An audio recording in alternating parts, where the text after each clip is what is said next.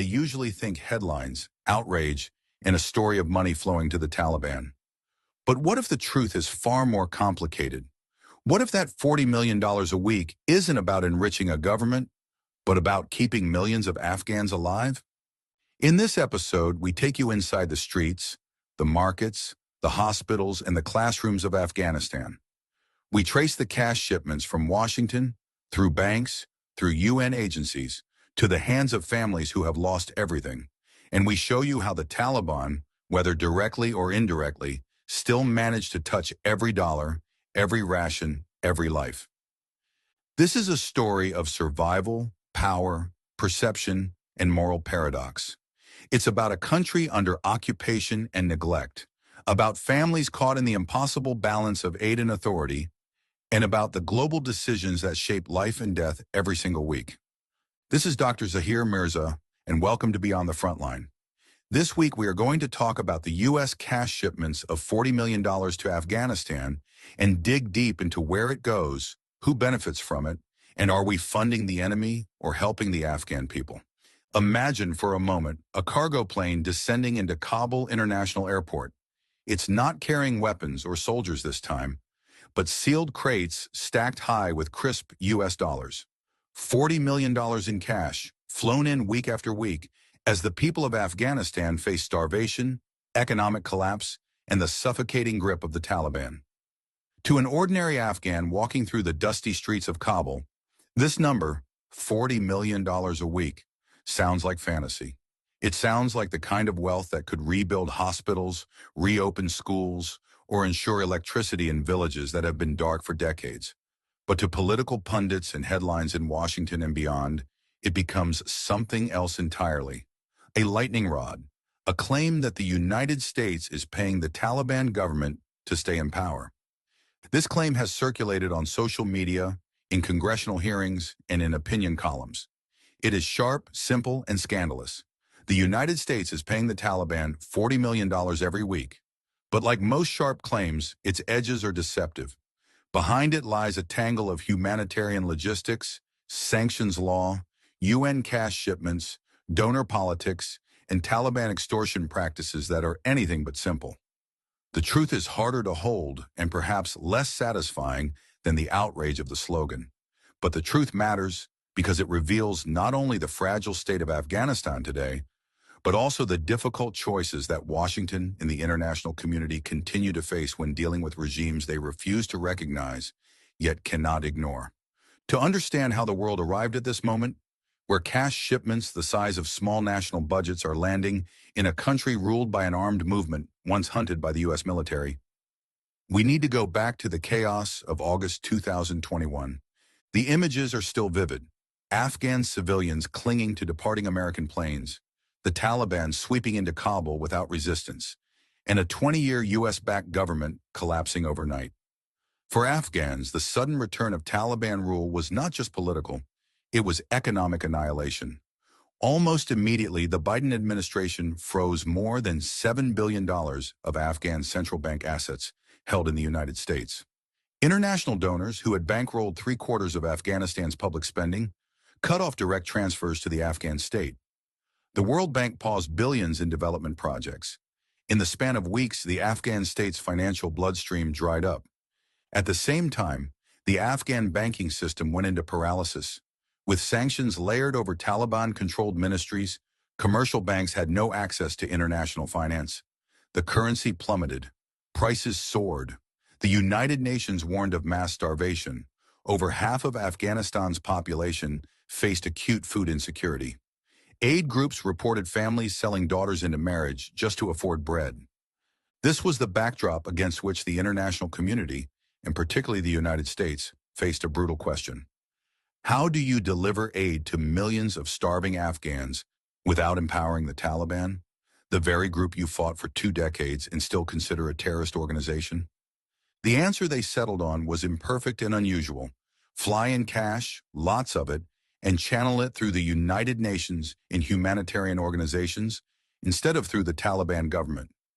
Thus began the era of the so-called $40 million a week.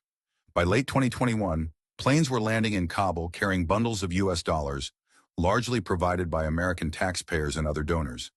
These shipments were handed over to UN agencies and international NGOs, who used them to pay local staff, contractors, suppliers, and to fund the direct distribution of aid.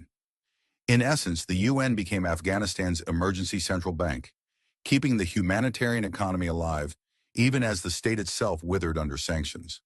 For Washington, this approach checked two boxes. First, it kept Afghans from mass starvation, something no American administration wanted to be blamed for after a messy withdrawal. Second, it allowed officials to argue that the U.S. was not recognizing or funding the Taliban government. The money, they insisted, went to aid groups, not the Taliban. And technically that was true. But Afghanistan is not a technical environment. It is a place where the Taliban's control is total, from ministries in Kabul to checkpoints on rural roads. And soon reports began to surface that the Taliban were finding ways to benefit from this aid, if not directly then indirectly, through taxation, coercion, and diversion. This is where the clean narrative of 40 million a week to the Taliban begins to muddy.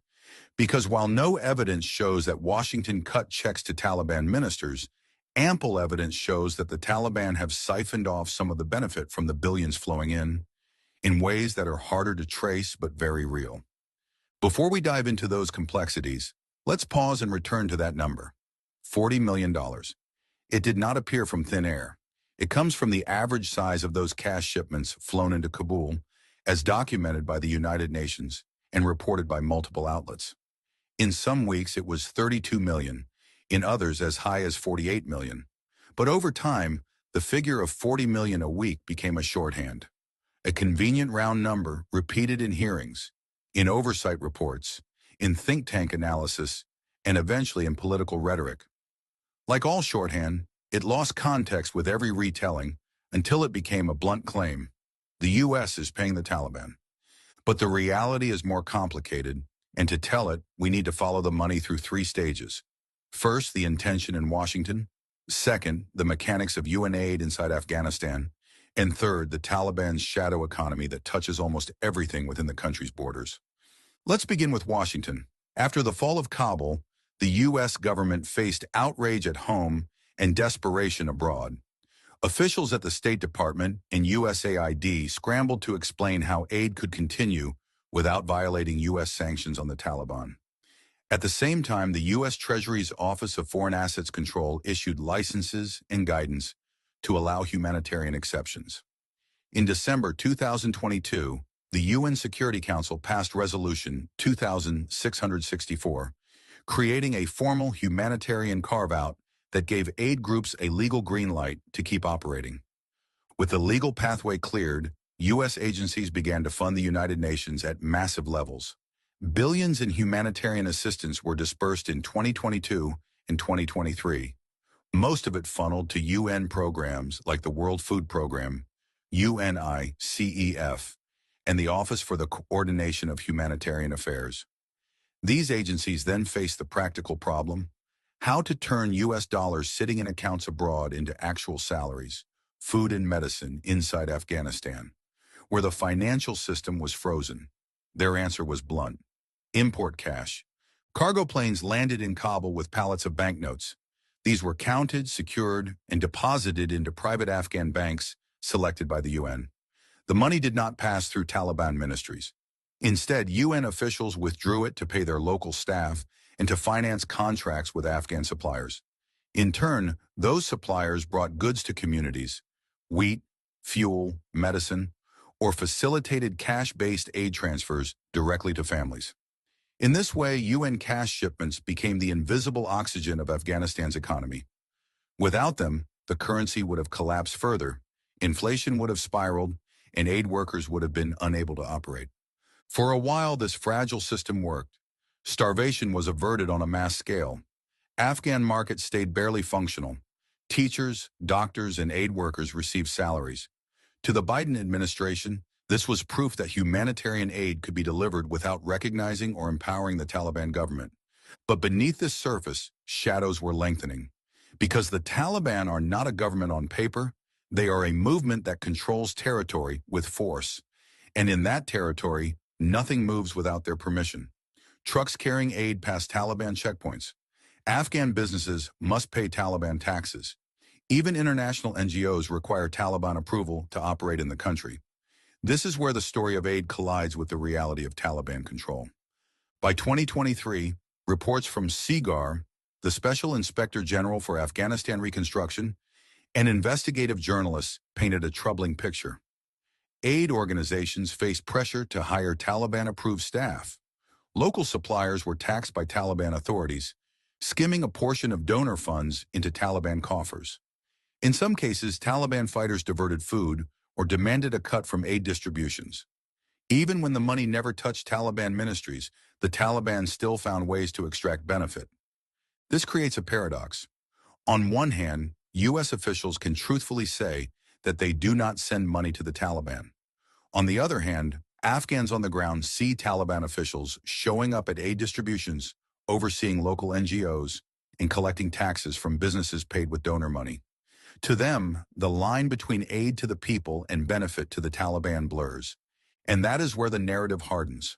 Political opponents of U.S. humanitarian assistance collapse these complexities into a single accusation, that the United States is effectively bankrolling the Taliban at $40 million a week. It is an accusation designed to sting, and in its bluntness, it misses the layers of truth beneath. To really grasp what happened with those shipments of cash, we have to step into the streets of Kabul and watch how the money moves. When a cargo plane lands carrying $35 or $40 million, the bundles of U.S. currency are not wheeled down the runway into a Taliban-controlled ministry. They are escorted by United Nations officials and quietly deposited into private Afghan banks. Banks that were vetted and approved to hold international donor funds. On paper, this is a controlled process. The UN counts the money, records the deposit, and ensures that it is allocated to agencies like the World Food Program, UNICEF, or the World Health Organization. From there, the funds move in several directions. Some are used to pay the salaries of Afghan staff working for international agencies, teachers, health workers, drivers, logistics managers. These salaries are vital, not only because they keep skilled Afghans employed, but because they inject liquidity into a cash-starved economy. Others are used to purchase goods locally: wheat from Afghan farmers, fuel from Afghan distributors, medicine from wholesalers. This spending stimulates markets and creates ripple effects across the economy. Another portion is distributed directly to families in the form of cash transfers. Aid workers meet with vulnerable households and hand them envelopes with enough money to buy food for a month. If you stop the story here, it seems straightforward. Donor dollars turned into humanitarian lifelines, carefully managed by the UN and NGOs. But Afghanistan is not a neutral backdrop. It is a country under the total control of a movement that thrives on taxation and coercion. And in that environment, even the most carefully managed aid can become entangled with power. Consider the Taliban's network of checkpoints. Throughout Afghanistan, Taliban fighters man roads connecting cities, towns, and villages. Any truck transporting goods must stop. Sometimes it is a simple document check. More often it is a demand for payment, a toll, a tax, or a bribe, depending on who is collecting. For Afghan suppliers contracted by international organizations, these checkpoints are unavoidable. If they are moving wheat to a distribution center funded by UN dollars, they may still have to hand over a portion of their cargo or pay a cash fee to pass. In this way, even money never intended for the Taliban indirectly fuels their coffers. Another mechanism is taxation of local businesses. The Taliban, now functioning as a de facto government, collect revenue from markets, shops, and wholesalers. If a UN-funded program pays an Afghan company to deliver medicine, that company still owes taxes to the Taliban. The Taliban have even set up formal offices for tax collection, issuing receipts and ledgers as if they were a recognized state. These taxes are not symbolic. They are revenue streams that sustain the Taliban's administration, their security apparatus, and in some cases, their fighters. Then there is the question of interference in hiring. Reports have surfaced of Taliban officials pressuring NGOs and UN agencies to hire Taliban-approved staff or to give preference to individuals with connections to the movement. While the UN maintains that it uses strict vetting procedures, the reality on the ground is murkier. Afghan employees describe being pressured by Taliban authorities, threatened with losing their jobs if they do not comply, or instructed to redirect aid to certain communities. In a country where the Taliban decide who may operate and where, aid groups are often forced to make compromises just to keep functioning. By 2023, oversight reports began to catalog these problems. The Special Inspector General for Afghanistan Reconstruction, or SIGAR, published accounts of Taliban diversion and coercion. International media outlets uncovered cases where Taliban fighters appeared at aid distribution sites, taking control of the process or siphoning off supplies. ProPublica revealed the scale of the cash shipments, billions of dollars flown in since late 2021, and raised alarms about how those funds, once in circulation, inevitably intersect with Taliban-run systems. None of these reports claim that Washington directly funded the Taliban, but all of them painted the same picture. A regime adept at skimming, taxing, and coercing its way into the flow of aid. The paradox grows sharper here. From Washington's vantage point, humanitarian aid is routed through neutral channels. From the Taliban's vantage point, any flow of money or goods through their territory is subject to their authority.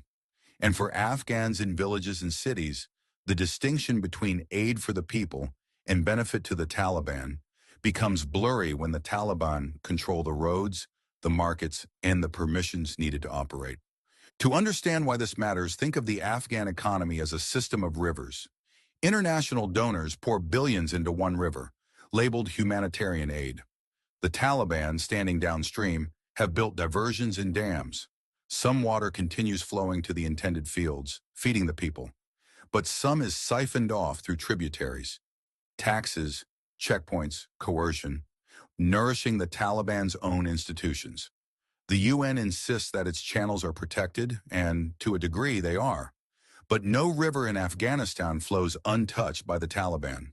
This reality put Washington in a political bind. On Capitol Hill, lawmakers began asking hard questions. Were U.S. taxpayer dollars keeping the Taliban in power? Could the administration guarantee that not a single dollar was being diverted? Oversight officials answered carefully. The aid was saving lives, but the risk of diversion was real and in some cases documented. Critics seized on this ambiguity. Supporters of humanitarian assistance argued that without these shipments, millions would starve. Opponents argued that any benefit to the Taliban was unacceptable, that aid was indirectly entrenching a regime hostile to U.S. interests and Afghan freedoms. The numbers tell a story of their own. By early 2024, UN officials acknowledged that more than $3 billion in cash had been flown into Afghanistan since the Taliban takeover. This staggering sum represented one of the largest cash-based humanitarian operations in modern history. It stabilized the currency, kept markets alive, and provided millions with food and medicine. But it also fed the perception that the Taliban, once isolated and broke, were now presiding over an economy afloat with foreign cash. Even if they never touched a UN shipment directly, they benefited from the liquidity in the system and the taxation it enabled. By 2024 and into 2025, donor fatigue began to set in. Reports of Taliban crackdowns on women's rights, restrictions on girls' education, and interference in aid distribution soured international goodwill. In several capitals, governments debated pausing or cutting aid. In Washington, officials reviewed whether humanitarian carve-outs were being abused. Reuters and other outlets reported renewed concerns that aid was being siphoned off, leading some donors to suspend certain programs. The cycle of outrage began again. Critics insisting that $40 million a week was propping up the Taliban, aid agencies countering that, without it, Afghans would suffer mass starvation. The truth, as always, sits in the uncomfortable middle. No, the U.S. does not pay the Taliban $40 million a week. Yes, the U.S. funds humanitarian aid that often arrives in Afghanistan as weekly cash shipments of about that amount. No, those shipments are not handed to Taliban ministers. Yes, the Taliban find ways to benefit indirectly by taxing contractors, skimming at checkpoints, and coercing aid groups. Both realities are true at once, and it is this duality that makes the story so politically explosive. For Afghans themselves, the debate in Washington is distant.